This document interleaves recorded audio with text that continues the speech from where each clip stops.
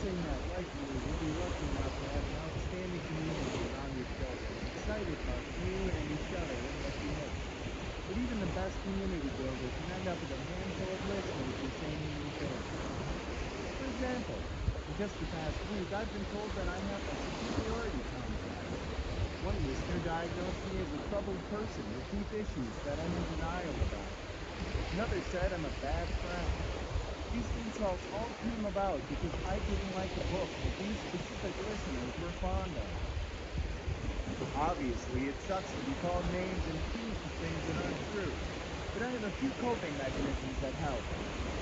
I try to separate the constructive criticism from the insult.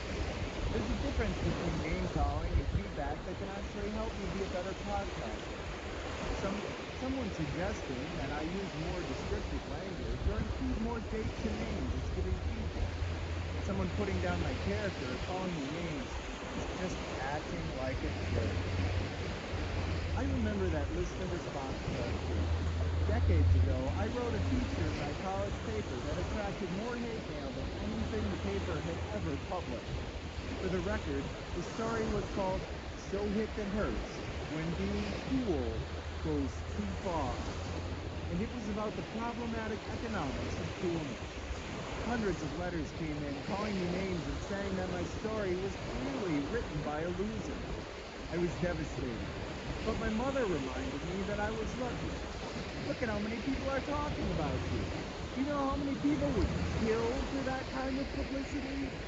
Indeed, she was right. What I wrote struck a chord, enough of a chord that people were talking about.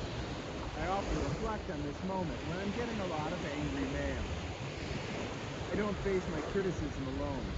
I've always been fortunate to have outstanding co-hosts who commiserate with me when things get rough. And not only do they commiserate with me, they talk me down from the ledge and sometimes defend me on the show.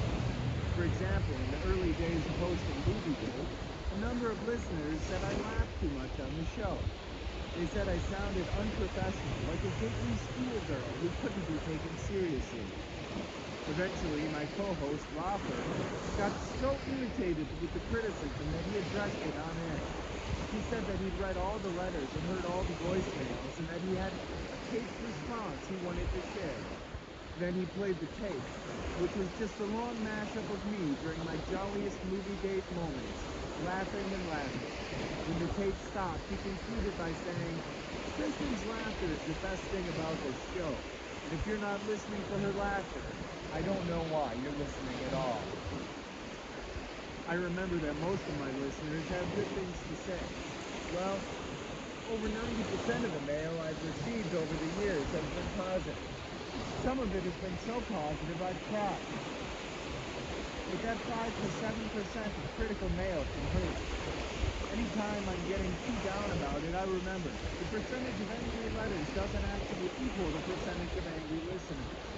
I learned this back when I was a teenager, training to be a customer service rep at a call center, a job I genuinely love. One thing the trainers made clear, the vast majority of satisfied customers will never tell you they're happy with you, but a very large percentage of dissatisfied people will make their irritation known. That means that for every one person who compliments you, there are probably dozens more not saying anything. The dissatisfied people are just louder. I address the listeners on air and in our community.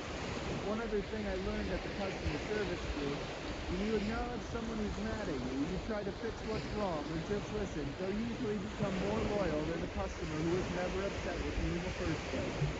So write back to them. Let them know you hear them. And from time to time, read their letters on air, with or without Roper's laugh track magic.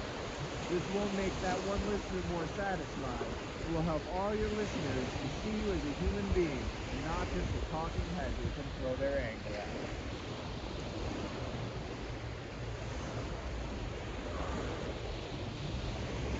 Why have things read by someone you can't see when you can have things read by me, a guy in a Speedo?